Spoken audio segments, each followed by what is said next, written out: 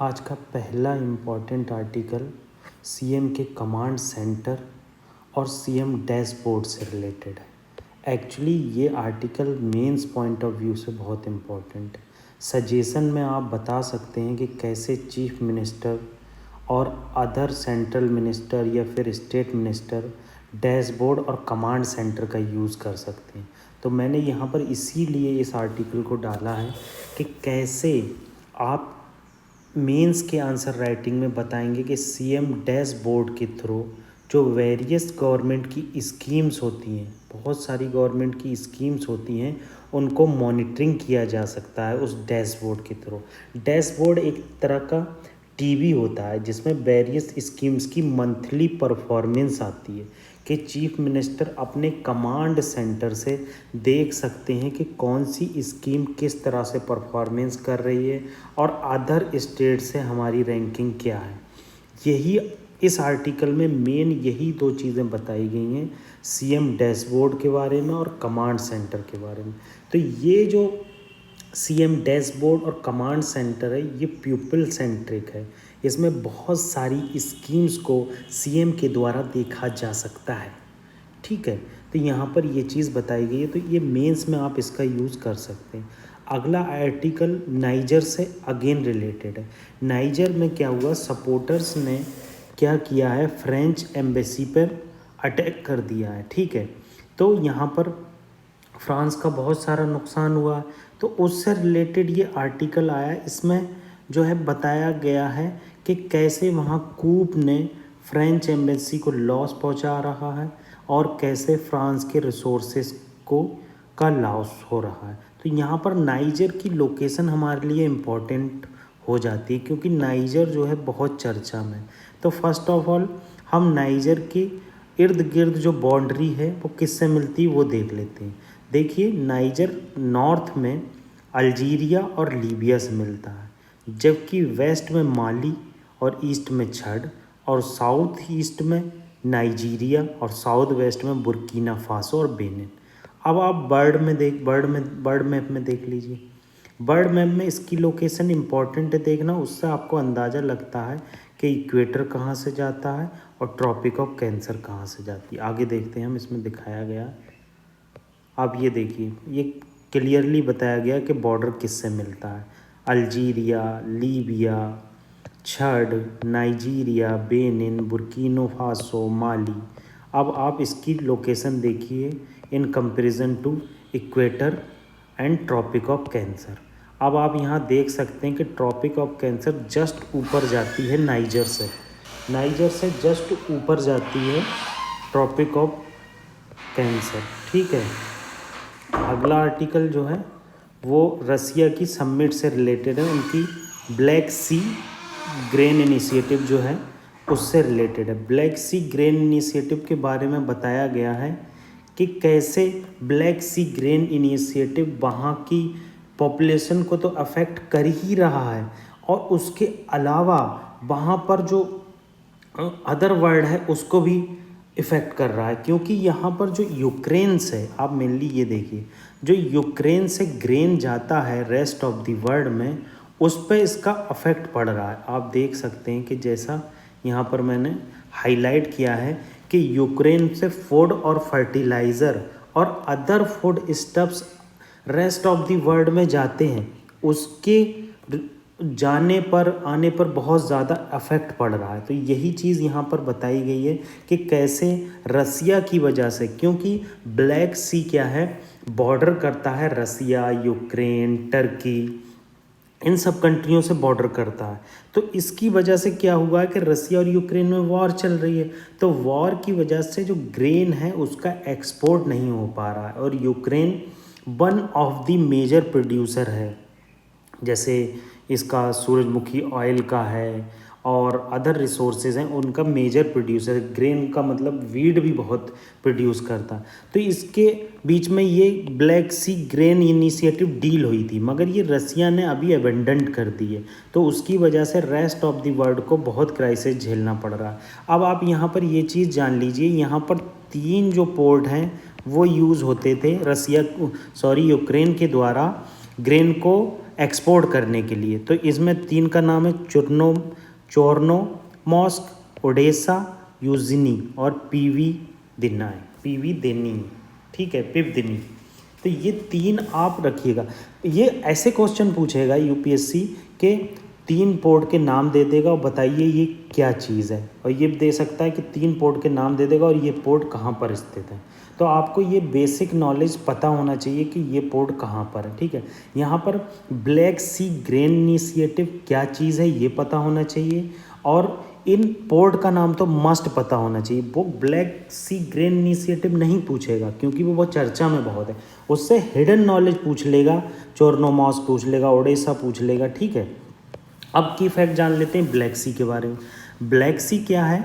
जो बॉर्डर करता है ईस्टर्न यूरोप और वेस्टर्न एशिया से। इसके नॉर्थ में आपको यूक्रेन मिलेगा देखने को, ठीक है। रसिया और जॉर्जिया, ये रसिया रहा और ये जॉर्जिया रहा। इसके ईस्ट में मिलेंगे टर्की मिलेगा, बुल्गारिया मिलेगा, रोमानिया मिलेगा, यही सब चीज़ बताई गई है। और जो ब्लैक सी है उसको सी ऑफ मरमरा से जो स्ट्रेट जोड़ती है उसका बॉस्पोरस नाम है, ये देखो। और सी ऑफ मरमरा को एजियन सी से जो जोड़ती है, जो मेनली मेडिटेरियन सी है, उसका डार्डेनेस नाम। अब आप यहाँ देख लीजिए, आप यहाँ देखो BURGRT, इसकी शॉर्ट फॉर्म है बर्गग्रट, इसकी शॉर्ट फॉर्म है बर्गग्रट करके मैंने याद किया था। तो ये देखिए जॉर्जिया हो गया, रसिया हो गया, यूक्रेन हो गया, रोमानिया हो गया, बुल्गारिया हो गया, टर्की हो गया। अब ये ब्लैक सी हो गया, ठीक है, और ये सी ऑफ एजोव हो गया, ये यूक्रेन हो गया, और ये तुम्हारा यहाँ से बॉस्पोरस स्ट्रेट हो गया, सी ऑफ मरमरा में जाकर मिल रही है, और सी ऑफ मरमरा एजियन सी में जाकर मिल रहा है, और एजियन सी मेडिटेरियन सी में मिल रहा है। तो ये बहुत इंपॉर्टेंट है, ठीक है। इसको अच्छे से याद करना पड़ेगा आपको, ताकि कोई भी चीज़ में डिफ़िकल्टी ना हो। यहाँ पर आपको देखना है कि कौन सी रिवर्स जाती हैं, कौन सी कंट्री वहाँ पर मिलती है। अब हम रिवर्स देख लेते हैं। जो मेन रिवर्स हैं, डेनिस्टर बहुत इंपॉर्टेंट रिवर है जो ब्लैक सी में जाती है। डेन्यूब बहुत इंपॉर्टेंट रिवर है, अभी आप देख रहे हैं डी से ही नाम आ रहा है। और एक ये तो कर्च स्ट्रेट है, सी ऑफ एजोब को मिलाती है, ठीक है। डॉन देखो रिवर है, डेनी पर आ रही है, मतलब डी से जो रिवर है, D for Dnieper, D for Dniester, D for Don, D for Danube, ये रिवर जो है ब्लैक सी में जाके मिलती है। ऐसे ही कैस्पियन सी में जो रिवर मिलती है उसका नाम पता होना चाहिए आपको। ब्लैक सी और कैस्पियन सी को कंपैरिजन कल मैं करके दिखाऊंगा कि कैसे ब्लैक सी में जो रिवर जा रही हैं और कैसे कैस्पियन सी में रिवर जा रही हैं, वो आपस में अलग अलग हैं और उनका कितना डिस्टेंस है, ये सब हम लोग देखेंगे। अब नेक्स्ट आर्टिकल द हिंदू में जो आया था वो है कोकोस आइलैंड के ऊपर। क्या क्या है? ऑस्ट्रेलिया जो है इसमें कुछ कन्फ्लिक्ट चल रहा है, तो ये कोकोस आइलैंड चर्चा में। तो आपको पता होना चाहिए कि ऑस्ट्रेलिया की ये नॉर्थ वेस्ट साइड में है, नॉर्थ वेस्ट साइड में आप याद रख सकते हैं, इसे इंडियन ओशियन में, ठीक है। अब मणिपुर क्राइसिस चल रहा है, तो मणिपुर क्राइसिस के ऊपर DY चंद्रचूड़ जो हमारे CJI हैं उन्होंने कहा है क्यों इतना लेट हुआ FIR रजिस्टर करने में, क्यों परेड कराई गई लड़कियों की नेक्ड। तो ये सब चीज़ें इसके बाद पुलिस ने संज्ञान अभी तक क्यों नहीं लिया है, और इसी विषय में एक ज़ीरो FIR का कॉन्सेप्ट आया है। ज़ीरो FIR क्या होती है? हम लोग ज़ीरो FIR को जान लेते हैं। ज़ीरो FIR होती है कि पुलिस, जैसे कोई पर्सन बहुत ज़्यादा परेशान है, मान लो एक वीमेन है, वो बहुत ज़्यादा परेशान है, वो अपना यहाँ अपने गांव के पुलिस स्टेशन में FIR रजिस्टर नहीं करना चाहती, वो चाहती है मैं अपनी FIR अदर पुलिस स्टेशन में रजिस्टर कर दूँ। तो ये जो अदर पुलिस स्टेशन है ये यहाँ पर FIR का कोई नंबर नहीं देगा, ठीक है, नंबर नहीं देगा FIR का, और इसीलिए इस FIR को ज़ीरो FIR कर दिए कहते हैं। और जब आवश्यकता आएगी तो ये जो उस गांव की लड़की थी वहाँ पर ये ट्रांसफ़र कर दी जाएगी, तो इसी को ज़ीरो FIR कहते हैं। इसमें देखो नो रेगुलर FIR होता है, ठीक है, नंबर होता है, और इसमें इन्वेस्टिगेशन में हेल्प मिलती है।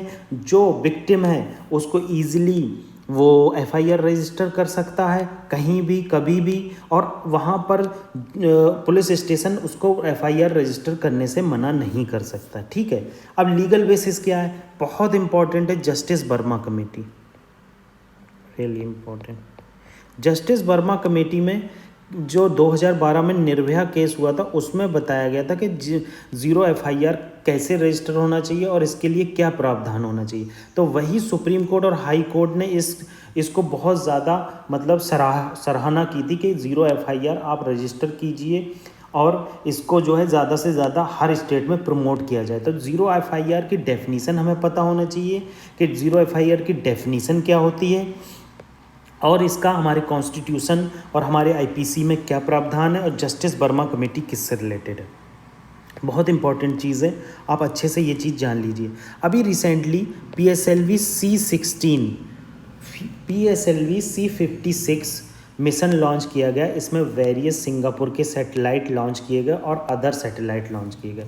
तो इस PSLV C56 के एक्सपेरिमेंट में पोएम करके एक एक्सपेरिमेंट है, वो बहुत सक्सेसफुल रहा। वैसे ये C53 में सक्सेसफुल रहा था फर्स्ट टाइम, मगर इस बार भी इसका अच्छे से यूज़ किया गया। तो आज हम जानेंगे कि पोएम क्या होता है। एक्चुअली ये इसरो ने लॉन्च किया था PSLV ऑर्बिटल एक्सपेरिमेंटल मॉड्यूल। इसमें क्या होता है कि जो हम PSLV भेजते हैं वो 4 स्टेज में भेजा जाता है। तो first stage, second stage, third stage, 4 stage, ये तीनों जो स्टेज होती हैं नीचे की, ये वो बेकार चली जाती हैं। मतलब ये स्टेज का मटेरियल, व्हीकल का मटेरियल, रॉकेट का मटेरियल सी में, ओशियन में आकर गिर जाता है। जबकि 4th स्टेज है, वो 4th स्टेज इस बार सैटेलाइट की तरह यूज़ की गई। तो यही बताया गया है कि PSLV C53 मिशन में पहली बार स्टेबलाइज प्लेटफॉर्म की तरह 4th स्टेज को यूज़ किया गया।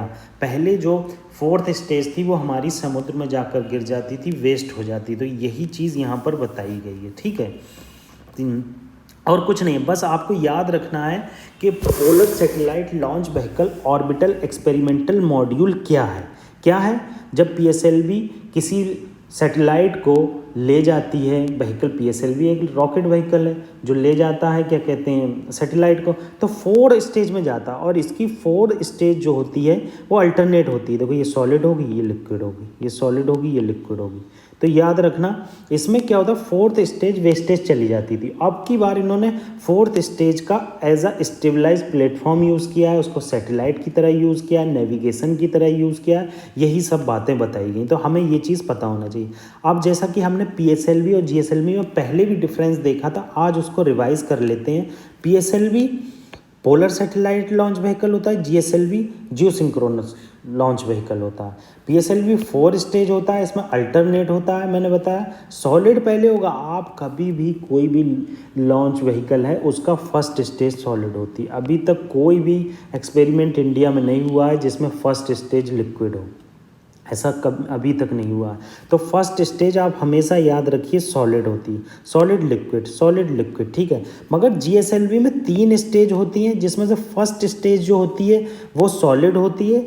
और ये देखो 1, 2, 3, तो ये फर्स्ट जो है सॉलिड होगी, ये लिक्विड होगी, ये लिक्विड होगी GSLV में। और ये जबकि PSLV में 4 स्टेज होती हैं और उसमें सॉलिड लिक्विड होती है, ठीक है। तो यही बताया गया कि PSLV क्या करता है, अर्थ ऑब्जर्वेशन सैटेलाइट है, रिमोट सेंसिंग है। रिमोट सेंसिंग का मतलब होता है हम अर्थ से उसे कंट्रोल कर सकते हैं। सैटेलाइट से हम देख सकते हैं कि एग्रीकल्चर कितना बढ़ावा हो रहा है, ग्रीनरी में कितना बढ़ावा हो रहा है, कितने किलोमीटर है। लोअर अर्थ ऑर्बिट में होता है, 600 से 900 किलोमीटर की रेंज पर होता है और पोल टू पोल ऑर्बिट करता है। मान लो ये अर्थ है हमारे, तो ये ऐसे ऑर्बिट करेगा, पोल टू पोल ऑर्बिट करता है, लो अर्थ ऑर्बिट करता है। और ये सन सिंक्रोनस कैरेक्टर का होता है। सन सिंक्रोनस कैरेक्टर क्या होता है? सन सिंक्रोनस कैरेक्टर होता है कि वो सन की इल्यूमिनेशन कंडीशन पर डिसाइड करेगा। मान लो अब रात हो गई, सन का इल्यूमिनेशन चला गया, तो सैटेलाइट जो है दूसरी तरफ जब रात है तो वहाँ वर्क करने लगा। मगर हमने अपने इंडिया के लिए भेजा, तो जैसे ही सन नेक्स्ट टाइम इंडिया पे दिखेगा उसी टाइम वो सैटेलाइट वर्क करने लगा और जहाँ जिस टाइम इमेज देता था वहीं पर इमेज देने लगेगा। तो यही चीज़ यहाँ पर बताई गई है कि कैसे PSLV वर्क करता है, GSLV वर्क करता है और इसके बीच में डिफरेंस को बताया गया है। तो ये आज के हमारे आर्टिकल थे। Thank you.